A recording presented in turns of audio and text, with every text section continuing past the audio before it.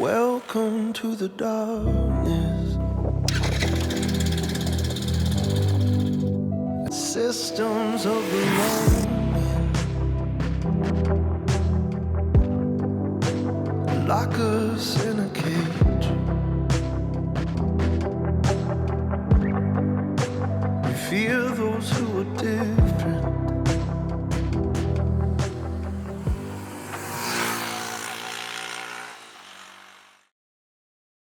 The fact that this bike exists is proof that Yamaha listens to its customers, well, sort of. You see, for years now, enthusiasts have been asking, when is Yamaha bringing the XSR 155 to India? That's a lovely neo-retro looking motorcycle based on the sporty and advanced R15 platform. Yamaha has clearly been listening to these people, but then it thought to itself, wait a minute, our cheaper and simpler FZ sells in much higher numbers than the R15, so why don't we just build a neo-retro bike on that platform instead? That's how the FZX was born, and underneath this strange and funky looking skin, it's pretty much identical to the standard Yamaha FZ. But there is a lot to talk about when it comes to what lies on top. The FZX wears a completely different set of clothes, and it looks very different to the standard FZ, despite sharing the same chassis and subframe. Its face is characterized by a modern-looking round headlamp that houses a bifunctional LED bordered by 3 sleek position lights. The teardrop-shaped fuel tank is flanked by a pair of good-looking radiator shrouds, although these are purely cosmetic because this bike does not have a radiator. Things get more simple towards the rear with a long seat and a neat-looking LED tail lamp. The rear 3/4 proportions look a bit awkward, and perhaps this design could have been much more cohesive if Yamaha had at least given this bike a new subframe. Nevertheless, the FZX gets a new LCD display that looks quite nice, and it shows some phone notification details when connected via Bluetooth. If you pay 3,000 rupees extra for the top model, the FZX will be compatible with Yamaha's new Y-Connect Bluetooth app, which brings in new features like fuel consumption, maintenance recommendations, and much more. Unfortunately, this app still doesn't support turn-by-turn navigation. There are a few other things that stick out as well, including the fact that this new display doesn't have a gear position indicator. Then there's that practical but rather utilitarian-looking rear grab rail, although this can be removed if you like. And finally, a hinged fuel filler cap would have been nice. On the plus side, this bike gets a conveniently located 12-volt power outlet. The FZX is available in 2 other colors, including a particularly striking shade of blue. Honestly, this is still a fairly strange and awkward looking motorcycle even in person, although there are some angles that I quite like, and the front 3/4 is an interesting looking angle. However, what you won't be able to make out from the images is that this is a larger looking bike than it seems, and that's thanks to this big wide fuel tank.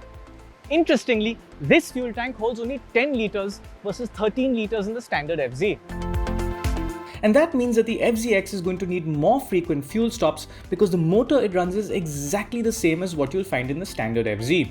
What you get is a simple, air-cooled, 2-valve 149cc engine with a smooth 5-speed gearbox. If you go back to the very first FZ from 13 years ago, you'll start to see a pattern.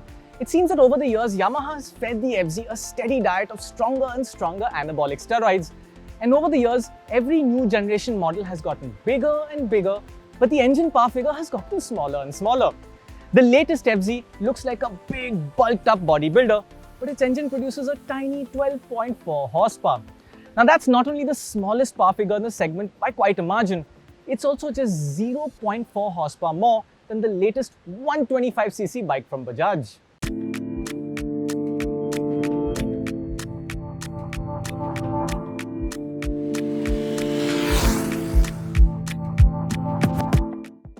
It won't come across as a shock then to say that this is not a bike that you should be considering if you have even the slightest inclination for speed and excitement.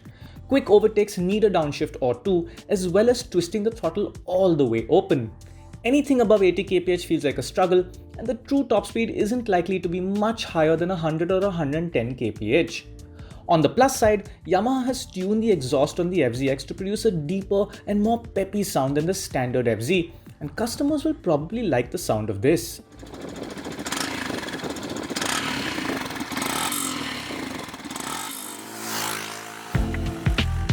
Overall, the FZX doesn't have any significant top-end performance to talk about, and revving it above 8000 RPM is quite pointless. However, the motor is smooth and refined at normal running speeds, and it packs a decently strong mid-range that will make it a very nice city bike. The FZX packs a riding position to match that character. The handlebars higher up. The foot pegs have been taken further forward and in a very comfortable position. I'm 6'1" and I fit on the bike just fine. The seat is wide, it's long, and there's good space for a pillion. The seat height has gone up slightly, but I still think this is a level where most Indian riders will find themselves comfortable. The FZX feels light and easy on its feet, and at 139 kilos, it's still a relatively light motorcycle. It weighs 4 kilos more than the standard FZ, but that's because components like the fuel tank, those fake radiator shrouds, the front mudguard, headlamp brackets, and the thin bash guard at the bottom are now all made in metal. The actual handling itself is fine with a balanced and neutral chassis, but it's certainly not the sharpest or the most exciting bike in the segment. The MRF dual-purpose tires on this bike work fine on dry surfaces, but they don't appreciate being pushed too hard. Ride quality is decent with a slightly firm feel from the suspension, and while the front brake feels quite dull, the actual braking performance is adequate. A rear disc is standard, and the FZX comes with single-channel ABS.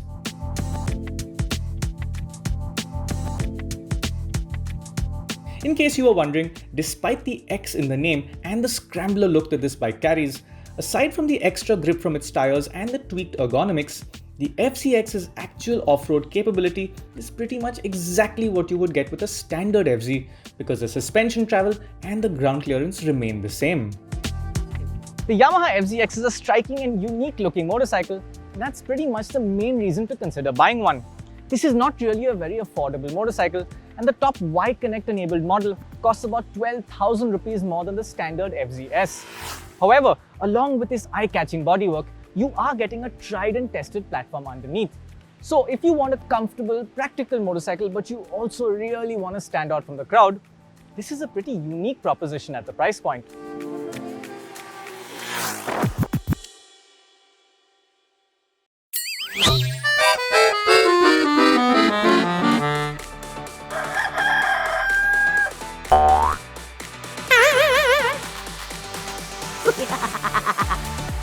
Why are you guys hanging around like vultures?